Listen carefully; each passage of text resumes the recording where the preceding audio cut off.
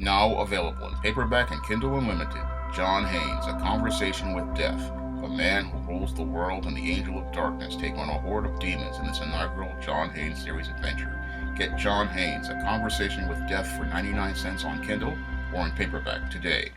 When Kevin Feige, the head of Marvel Studios, announced that Captain Marvel would be the new flagship character of the Marvel Cinematic Universe, it seemed like he was making a step towards so-called diversity. However, when I take a critical look at this decision to make Captain Marvel the new flagship character of the Marvel Cinematic Universe, I see nothing more than racism going on behind the scenes and the perpetuation and promotion of Gynocentrism and female white supremacy.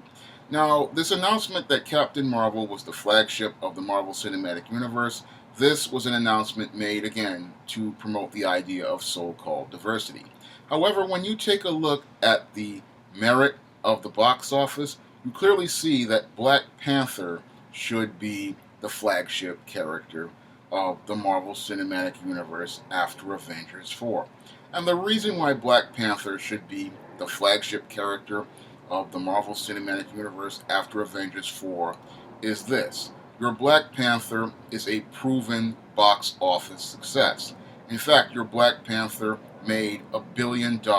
faster than almost every other Marvel Cinematic Universe movie combined. And because the Black Panther was so popular at the box office, you would think that Marvel Studios would take all of its money and put it in front of the Black Panther because you have Chadwick Boseman, who is an accomplished actor, an actor with a proven box office draw, and a charismatic lead who could carry the Marvel Cinematic Universe in the same way that your Robert Downey Jr. carried the Marvel Cinematic Universe as Iron Man for the last 10 years. And with your Chadwick Boseman, you would be guaranteed probably to get to carry the Marvel Cinematic Universe for another 10 years, even after Disney buys Fox and reacquires the rights to properties like the Fantastic Four, which the Black Panther has direct connections to. So you have a solid core foundation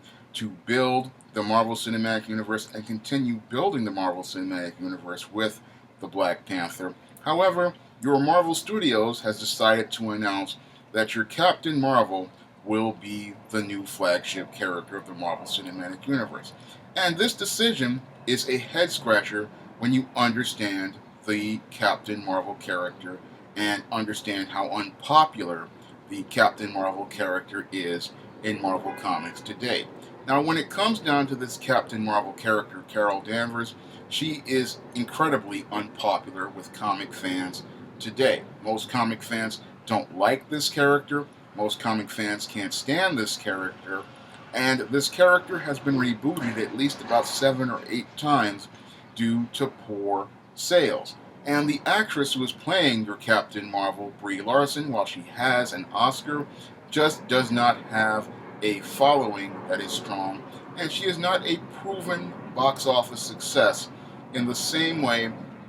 that your Chadwick Boseman is a box office success, because your Chadwick Boseman was opening movies before Black Panther, but Black Panther propelled him to superstardom.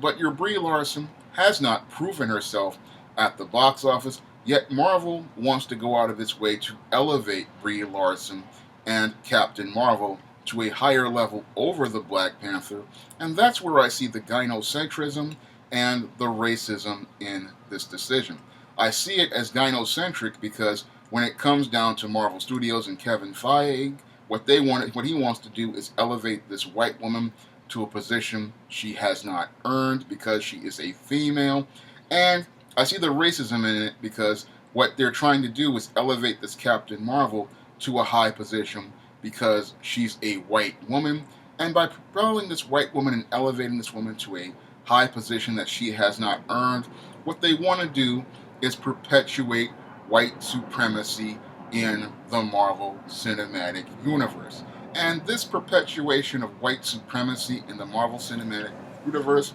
is to show that in order for there to be a Marvel Cinematic Universe and for it to continue, it can only continue with a white person on top. And if there won't be a white man like Iron Man in charge of the Marvel Cinematic Universe and leading it, then they're going to make sure that there is a white woman in charge of the Marvel Cinematic Universe and being the leader of it. And that shows us that when it comes down to this so-called diversity, many of these people who at Marvel say that they're not all about that diversity, because if they were all about diversity based on merit,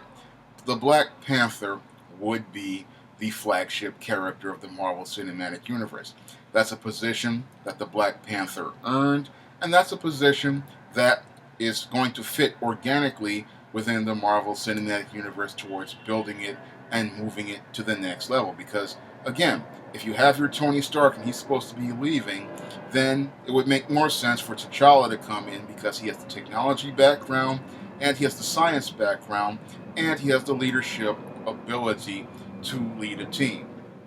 However, because many in the Marvel Cinematic Universe who are running it and Disney want to promote white supremacy, they decide they want to bring this untested, unproven character, Captain Marvel, in as the flagship character. And what they want to do is put her in this elevated position that she has not earned or proven she can earn at the box office. And that's rubbing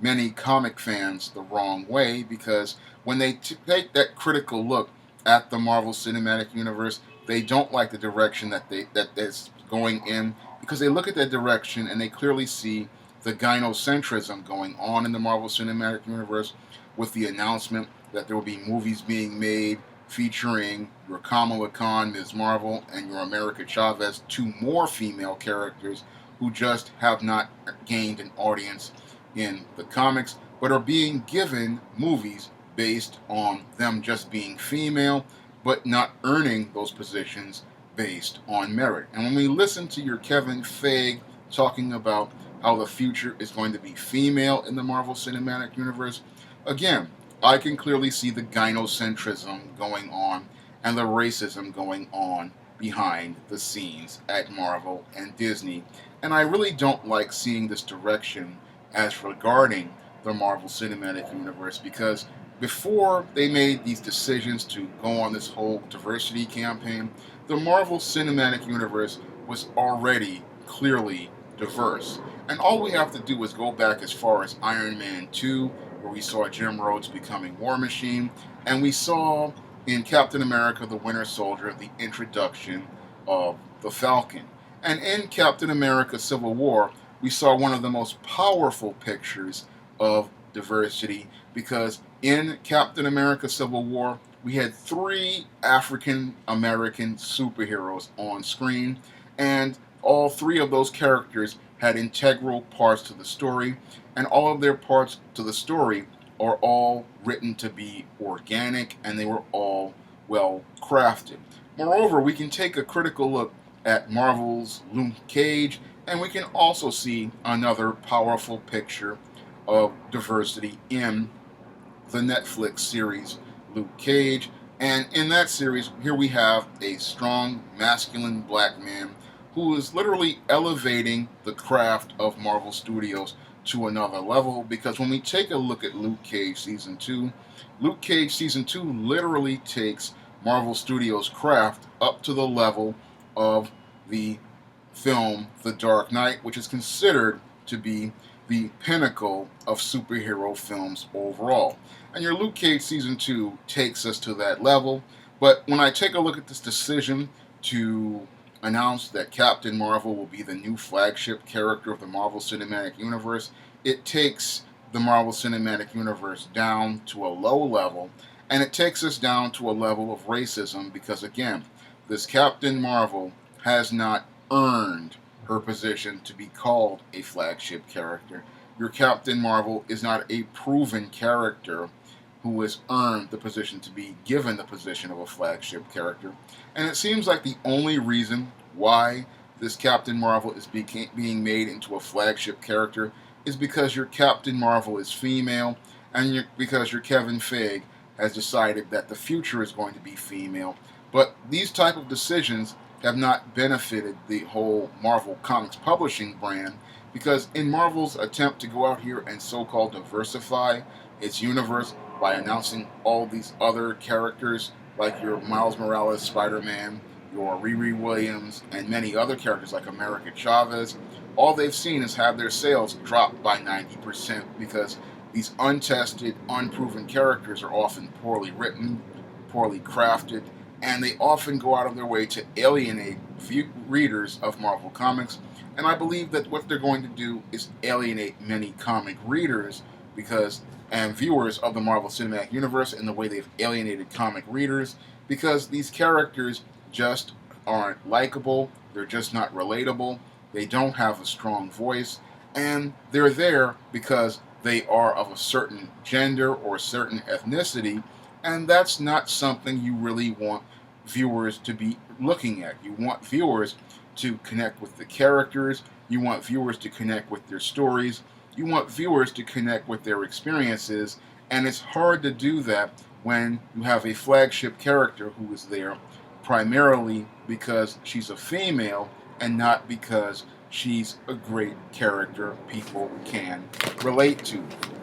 And when I take a look at this in a picture of so-called diversity and see the beginning of what many would call SJW MCU, I see it as a direction for the worse, and it clearly shows us that in their attempts to become so-called more diverse, they show how racist and white supremacist many are behind the scenes, and that racism and white supremacy, I believe, will be the long-term undoing of the Marvel Cinematic Universe. And it'd be sad to see that because we already have diversity in the Marvel Cinematic Universe, and if they would just let that diversity come organically from already established characters, they could have a Marvel Cinematic Universe that goes another 10 years, or instead of a Marvel Cinematic Universe that looks like, on the surface, that it's just about to collapse in the next 2 to 3 years. If you'd like to see me make more videos like this, you can donate to my Patreon by clicking the link in the description box. And if you want to try some of my SJS Direct publications like the ISIS series,